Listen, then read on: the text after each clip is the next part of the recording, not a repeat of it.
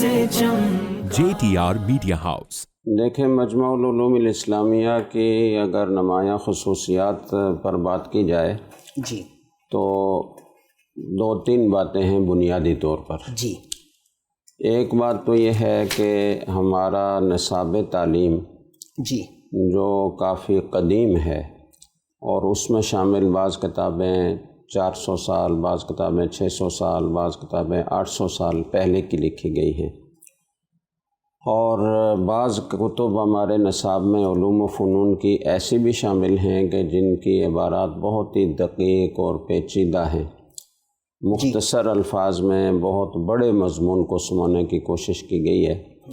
اور اس کو حل کرنے میں یعنی عبارت حل کرنے میں بہت زور صرف ہوتا ہے۔ اور جیسے حضرت بن نوری رحمہ اللہ تعالیٰ نے فرمایا تھا کہ ہمارے نصاب میں شامل بعض کتب ایسی ہیں کہ جن کی عبارت حل کرنے میں 70% زور صرف ہوتا ہے، اور فن کے لیے 25-30% رہ جاتا ہے۔ حالانکہ اس کا عکس ہونا چاہیے کہ فن کو 70% وقت ملے اور کتاب کو 30% ملے،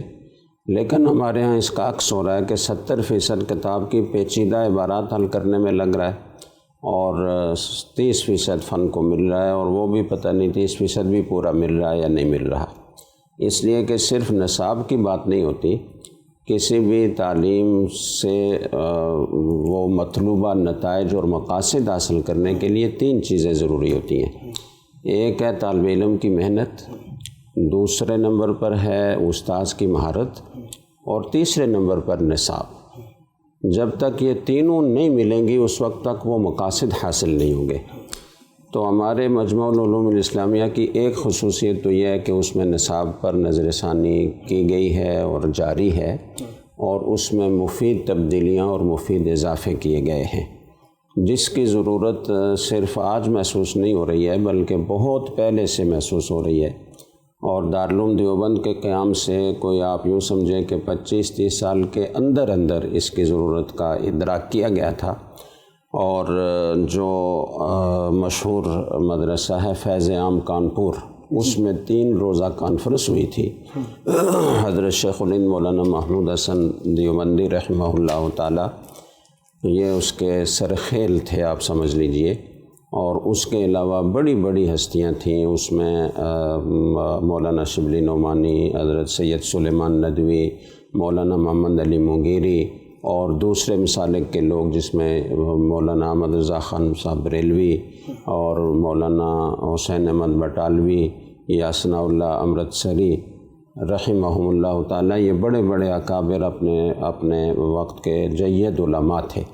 ان سب نے مقالے پیش کیے، بیانات کیے، تقریریں کیں، اور یہ کچھ اس کی تفصیل، پوری تفصیلات تو نہیں لیکن کچھ تفصیل اس کی تاریخ دارالعلوم ندوۃ العلماء میں آ گئی ہے۔ تو اس کا مطلب یہ ہوا کہ بہت پہلے سے اس کا ادراک تھا کہ ہمارے نصاب میں کچھ مفید تبدیلیوں اور اضافات کی ضرورت ہے۔ تو مجمع العلوم نے ایک تو اس خواب کو پورا کیا ہے کہ وہ مفید اضافے اور تبدیلیاں اس کی ابتدا کر دی گئی ہے، اور ایک اچھا نصاب تعلیم جو زمانے کی ضرورتوں کو پورا کرے اور جو اس وقت کے حالات سے ہم آہنگ ہو، اور جس میں جدید مثالوں کے ذریعے سے طالب علم کو تفہیم کی جائے کہ آج کی مارکیٹ میں معاملات کس طرح چل رہے ہیں، اور ہمارا فقہی ذخیرہ جو بہت ہی قیمتی ذخیرہ ہے جیسے ہدایہ ہے، تو ان یعنی 3 قسم کی چیزیں ہیں نا۔ ایک تو ابتدائی مرحلے کا نصاب ہوتا ہے، دوسرا علوم عالیہ ہوتے ہیں، تیسرا علوم عالیہ ہوتے ہیں۔ تو علوم عالیہ جس میں صرف نحو ہے، لغت عربی ہے، اور اس طرح کی منطق ہے، یہ چیزیں تو ذرائع ہیں قرآن و حدیث اور اصل مقاصد تک پہنچنے کے اور ان کو سمجھنے کے۔ اور علوم عالیہ جو مقصود بالذات ہیں، قرآن ہے، حدیث ہے، فقہ ہے، تو ان علوم کی تعلیم و تربیت بھی اس طریقے سے ہونی چاہیے کہ طالب علم آج کے معاملات کو سمجھ سکے اور معاشرے کی صحیح رہنمائی کر سکے۔ اگر کوئی کتاب تو بہت اعلیٰ ہے اور اس سے ہمیں کسی طرح بھی مفر نہیں ہے، اس کو نصاب میں داخل رکھا جائے گا، لیکن اس کی مثال جو دی گئی ہے کسی بھی کاروبار کی، کسی بھی لین دین کی، کسی بیع و شراء کی، کسی بھی قسم کی، تو وہ 800 سال پہلے کی ہے، جبکہ مارکیٹ کا رواج، اس کا عرف، اصطلاحات، بہت ساری چیزیں تبدیل ہو چکی ہیں۔ تو اب اگر صرف اس پر اکتفا کیا جائے گا تو ہمارا طالب علم فارغ ہونے کے بعد معاشرے کی اس طرح رہنمائی نہیں کر سکتا کہ لوگوں کو تشفی ہو اور لوگ اس سے واقعتاً معاملات کو سمجھ کر اس کو دین اور شریعت کے مطابق انجام دے سکیں۔ تو نصاب میں اس طرح کی تبدیلی ایک خصوصیت تو یہ ہے۔ جی، دوسری خصوصیت یہ ہے کہ ہم نے اساتذہ کرام کی تربیت کا باقاعدہ ایک پورا لائحہ عمل تیار کیا ہے، اور یہ ہمارے مدارس اسلامیہ کی بہت بڑی ضرورت تھی، اس لیے کہ کسی بھی نظام تعلیم، کسی بھی نصاب تعلیم میں جب تک معلمین کی، اساتذہ کی تربیت نہ ہو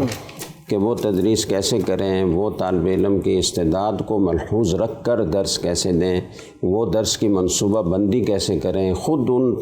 اساتذہ کو کتنا رسوخ حاصل ہونا چاہیے اس علم میں اور فن میں جو وہ پڑھا رہے ہیں، تو ان ساری وہ طلباء کی نفسیات کو کیسے پیش نظر رکھا جائے، زمانے کے حالات کے بارے میں ان کی کیسے رہنمائی کی جائے، تو یہ وہ امور ہیں کہ جو ہر مدرس کی ضرورت ہے۔ ہمارے ہاں عام طور پر مدارس میں یہ ہوتا ہے کہ جو بھی کوئی طالب علم اپنا تعلیمی دورانیہ پورا کر کے فارغ التحصیل ہوتا ہے تو بس اگلے ہی سال وہ مسند تدریس پر بیٹھ جاتا ہے، اور اس کے لیے تربیت کا کوئی کورس، کسی قسم کا کوئی ورکشاپ، کچھ ہمارے ہاں مروج نہیں ہے۔ تو اب اس کی ضرورت سارے ہی محسوس کر رہے ہیں۔ مجمع العلوم نے اس میں پہل کی ہے اور اس نے تربیت کا آغاز کیا ہے، کئی ورکشاپ ہم کروا چکے ہیں،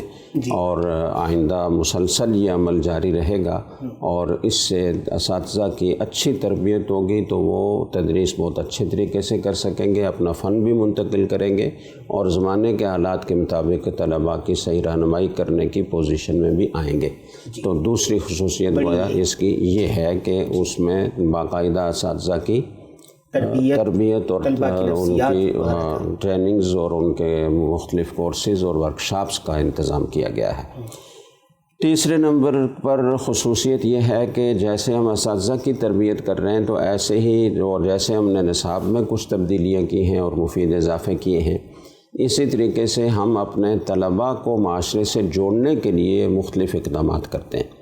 اس میں ایک تو یہ ہے کہ اساتذہ پڑھاتے ہوئے اس کا خیال رکھتے ہیں کہ اس وقت معاشرے کی صورتحال کیا ہے، کاروبار کی نفسیات کیا ہیں، کاروبار کی پیچیدگیاں کیا ہیں، اس میں تیز رفتاری کتنی آ گئی ہے، نئی کتنی شکلیں پیدا ہو گئی ہیں، اس کے شرعی احکام کیا ہیں، قرآن و حدیث کے اور فقہ کے ذخیرے کو زمانے کے حالات سے تطبیق دینا اور زمانے کے اعتبار سے طلباء کی رہنمائی کرنا، یہ جیسے تدریس میں ہم نے اس کو پیش نظر رکھا ہے، اسی طریقے سے ان طلباء کو مارکیٹ سے واقف کرانے کے لیے اور معاشرے سے واقف کرانے کے لیے ہم نے گیسٹ لیکچرز کا ایک سلسلہ رکھا ہوا ہے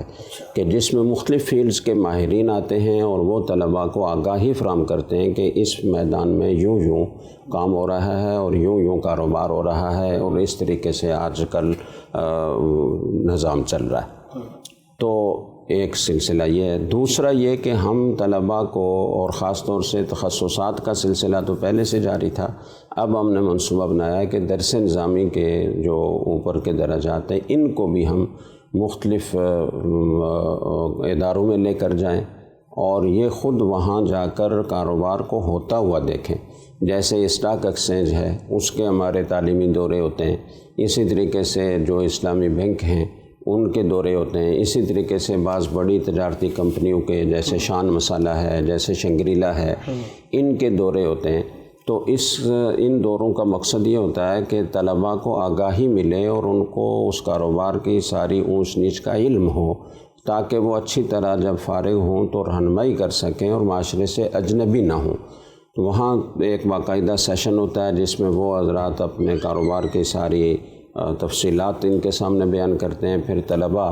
وہ سوالات کرتے ہیں، ان کے جوابات ہوتے ہیں، اور اس کے علاوہ ان کو وزٹ کرا کر تو عملی طور پر ہوتے ہوئے کام دکھایا جاتا ہے۔ تو اس سے طلباء کی جو تربیت ہوتی ہے اور ان کی معلومات میں جو اضافہ ہوتا ہے اور معاشرے سے جو ان کا تعلق قائم ہوتا ہے اور معاشرے سے جو واقفیت حاصل ہوتی ہے، یہ پھر ان کو فارغ ہونے کے بعد کام دیتی ہے کہ وہ معاشرے کے لیے اجنبی نہیں رہتے اور وہ کسی بھی فیلڈ کے لوگوں کی بہترین رہنمائی کرنے کی پوزیشن میں آ جاتے ہیں۔ JTR Media House.